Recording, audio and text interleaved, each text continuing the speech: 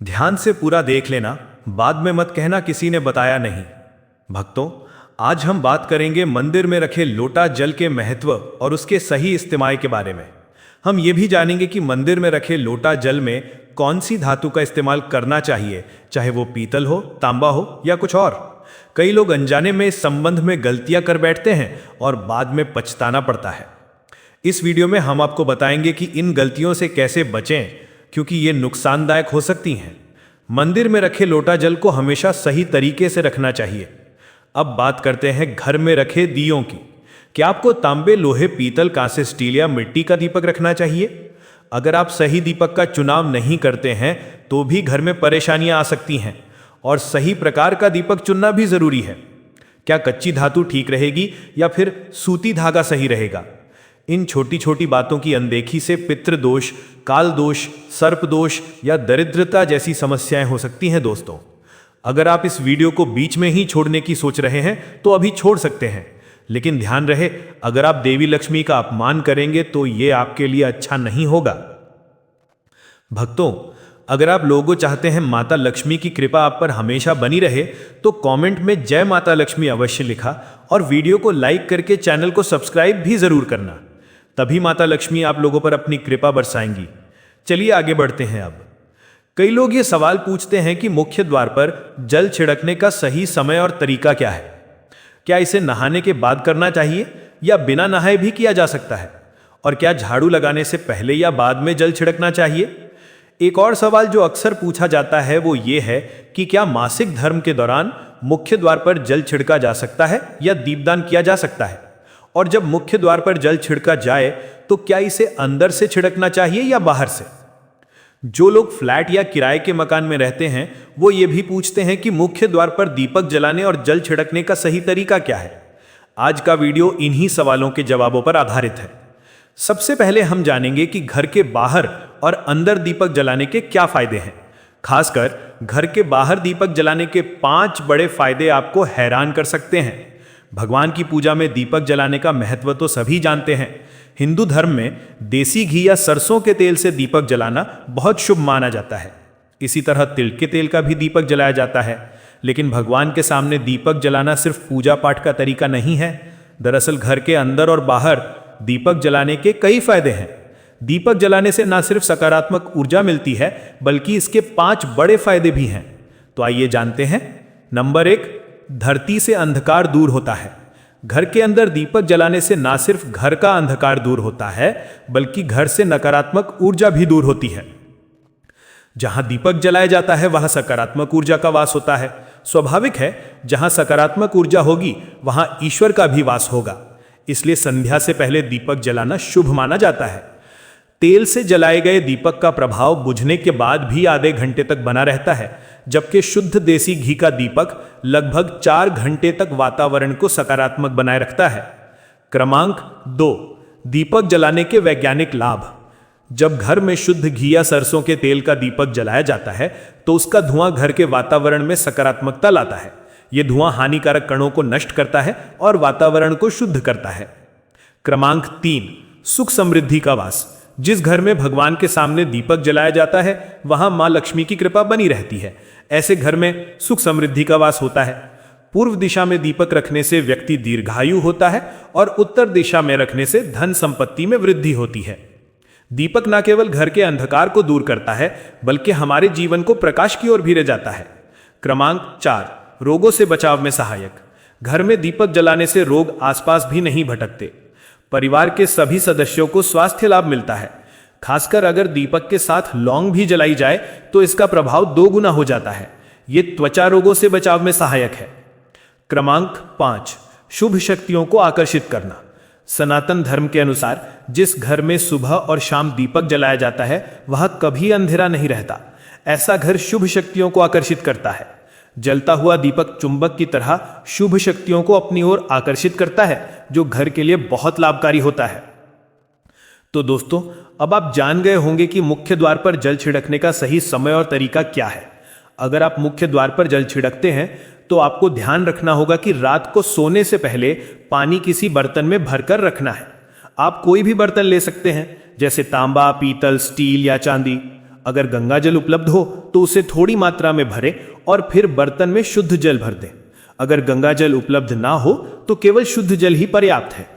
इस जल से भरे बर्तन को अपनी रसोई में रखें। सुबह इस जल को अपने घर के मुख्य द्वार पर छिड़कें। सुबह मुख्य द्वार पर छिड़का गया जल घर की सभी समस्याओं को दूर करता है। अगर आप नकारात्मक ऊर्जा, मानसिक कष्ट, आर्थिक तंगी या वास्तु दोष से ग्रस्त हैं तो यह उपाय आपकी मदद करेगा। रसोई के मुख्य द्वार पर जल छिड़कने से आपके घर की सभी समस्याएं दूर हो सकती हैं। यह उपाय न केवल वास्तु दोष और पितृदोष को दूर करता है, बल्कि तंत्र मंत्र या बुरी नजर के प्रभाव को दूर करने में भी मदद करता है। इस उपाय को करने से घर में सुख समृद्धि बनी रहती है और बीमारियों से भी मुक्ति मिलती है। इस जल को सूर्योदय से पहले मुख्य द्वार पर छिड़कना चाहिए। अगर सूर्योदय के बाद आप मुख्य द्वार को किसी और जल से धोना चाहें तो कोई बात नहीं, लेकिन इस खास जल को सूर्योदय से पहले छिड़कना चाहिए। अब कई लोग पूछते हैं कि क्या इस जल को छिड़कने से पहले नहाना जरूरी है या बिना नहाए भी किया जा सकता है। देखिए, सुबह मुख्य द्वार पर हम जो जल छिड़कते हैं वो एक जरूरी उपाय है। जरूरी नहीं कि इसे नहाने के बाद ही किया जाए। सुबह जल्दी उठ के सबसे पहले रसोई में जाएं और पहले से रखा हुआ जल लेकर मुख्य द्वार पर जाएं। मुख्य द्वार खोलें और इस जल को छिड़कें। जल छिड़कते समय अपने माता पिता और मां लक्ष्मी का ध्यान जरूर रखें। कहा जाता है कि सुबह के समय मां लक्ष्मी हर द्वार पर आती हैं। जिन घरों के द्वार खुले होते हैं और जहां जल छिड़का जाता है वहां मां लक्ष्मी प्रवेश करती हैं। जल छिड़कते समय मन ही मन मां लक्ष्मी से प्रार्थना करें, हे मां लक्ष्मी, कृपया मेरे घर में प्रवेश करें, मैं आपका स्वागत करने के लिए तैयार हूं। इसके बाद अपने पितरों का ध्यान करें, क्योंकि घर का मुख्य द्वार पितरों का निवास माना जाता है। द्वार पर जल छिड़कने से पितृ प्रसन्न होते हैं और आपको उनका आशीर्वाद प्राप्त होता है।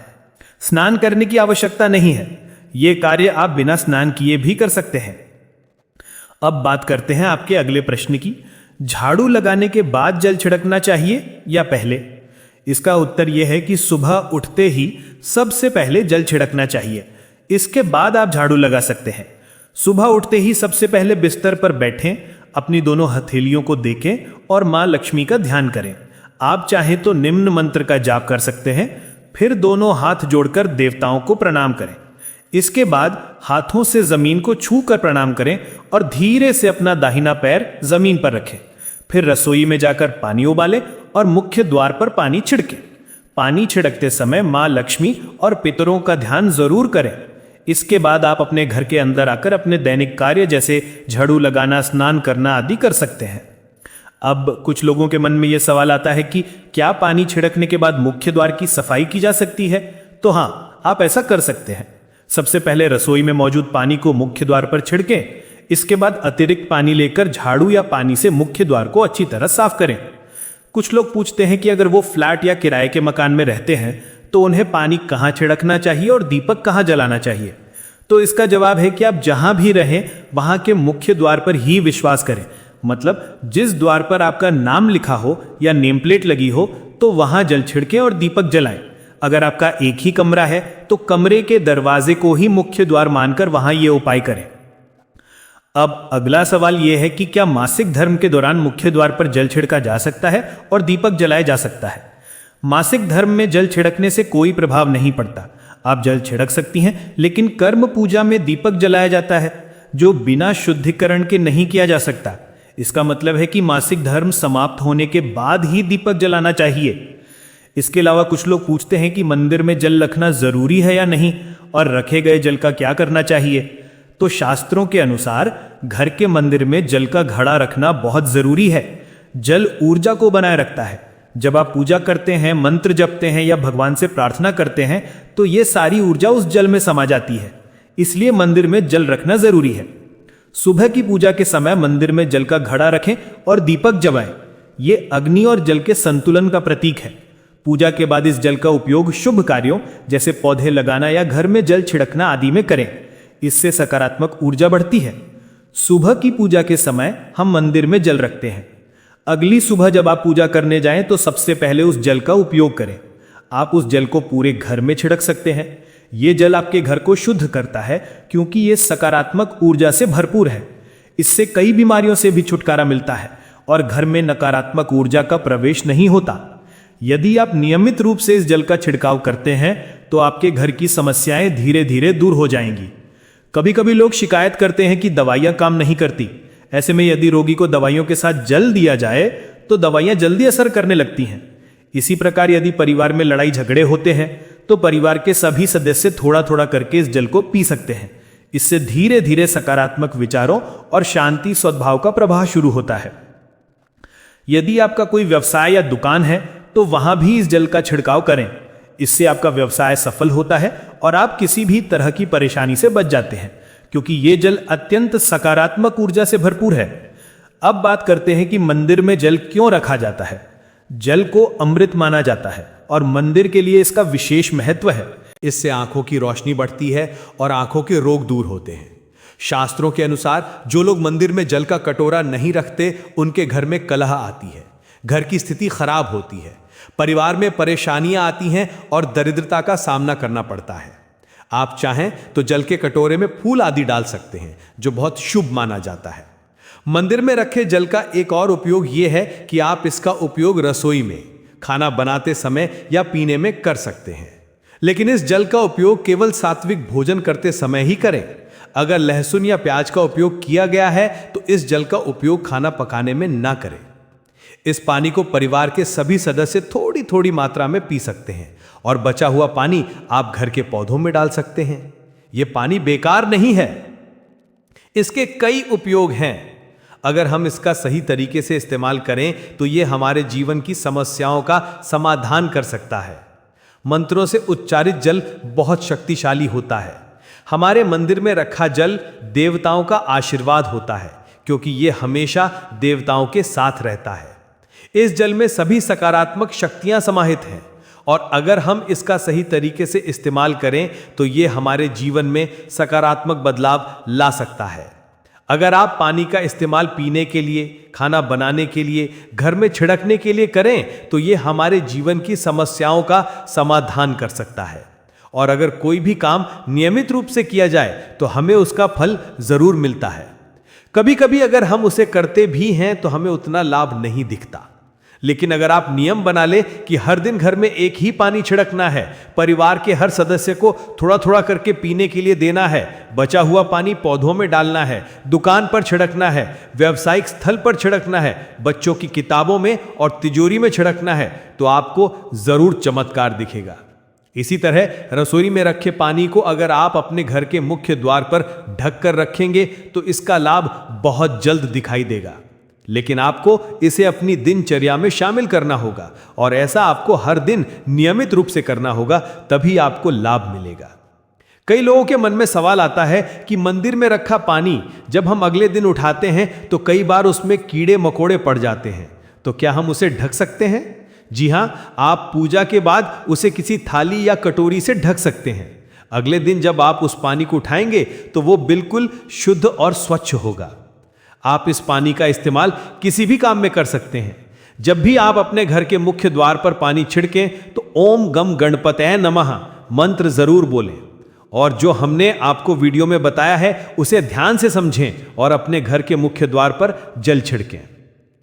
अब हम जानते हैं कि दीपक किस सामग्री का बना होना चाहिए। यह लोहे का भी हो सकता है, तांबा, पीतल, स्टील या मिट्टी। आखिर घर में कौन सा दीपक शुभ माना जाता है?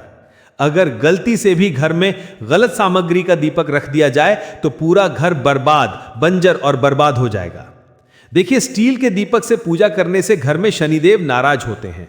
लोहे के दीपक की पूजा नहीं करनी चाहिए क्योंकि इससे घर में दरिद्रता आती है।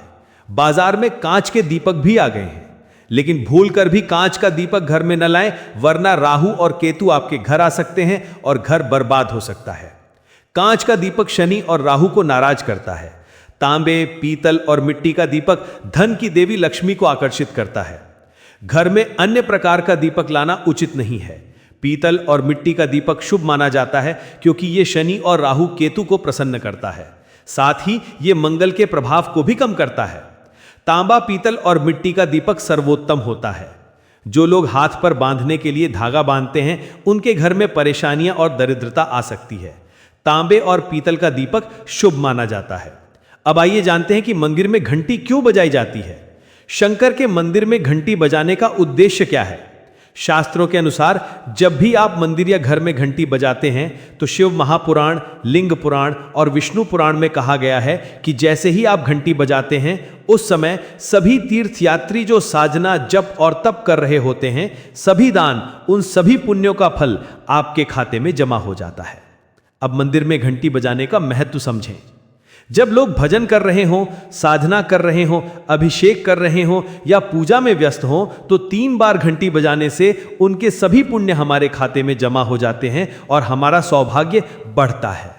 एक महत्वपूर्ण बात यह है कि घर में घंटी बजाना बहुत शुभ माना जाता है, लेकिन बच्चों को घंटी खेल के तौर पर नहीं दी जाती, क्योंकि घंटी बजाते समय उनके सारे पुण्य हमारे खाते में जमा हो जाते हैं।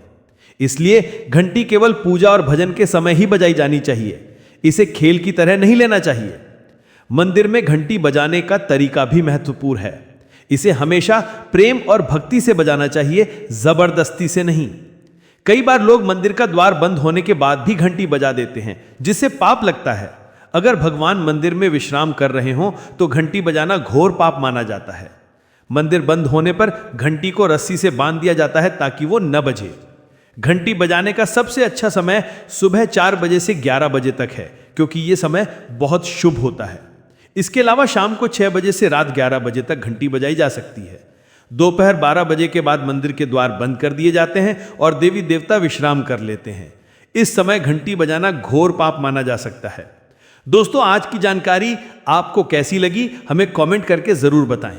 अगर आप माता लक्ष्मी का सम्मान करते हैं तो इस वीडियो को लाइक करें और हमारे चैनल ज्ञानवर्धक टेल्स को सब्सक्राइब करें और कमेंट सेक्शन में जय माता लक्ष्मी लिखें। धन्यवाद।